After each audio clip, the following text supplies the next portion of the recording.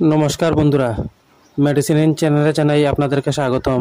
বন্ধুরা, আজ মেটাটপ নাসাল স্প্রের কাজ এবং পার্শ্ব প্রতিক্রিয়া নিয়ে বিস্তারিত আলোচনা করব।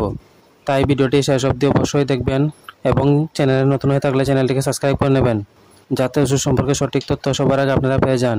মেটাটপ নাসাল স্প্রে এটি তৈরি করেছে জেডাস কেডিলা। এটি যে উপাদান দিয়ে তৈরি করা হয়েছে তা হলো মোমিটাসন। এটি 12 গ্রামের প্যাকিংয়ে পাওয়া যায়। মেটাটপ নাসাল স্প্রে নাকের অ্যালার্জিক রাইনাইটিসের চিকিৎসায় ব্যবহৃত হয়, যেমন নাকে চুলকানি, নাক বন্ধ হয়ে যাওয়া, নাক দিয়ে জল পড়া, নাকের ভেতর ফোলা বা অস্বস্তি বোধ এবং পলিপসের মতো রোগের চিকিৎসায় ব্যবহৃত হয়ে থাকে।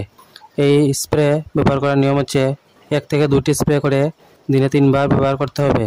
এই স্প্রে ব্যবহারে সাধারণ কিছু পার্শ্ব প্রতিক্রিয়া দেখাইতে পারে। তা হলো নাকে অস্বস্তি, ঘ্রাণ, ভাইরাল সংক্রমণ এবং বমির ভাব। যদি এরকম সমস্যা দেখা দেয় তাহলে ওষুধ ব্যবহার বন্ধ করে অবশ্যই চিকিৎসকের পরামর্শ নেবেন।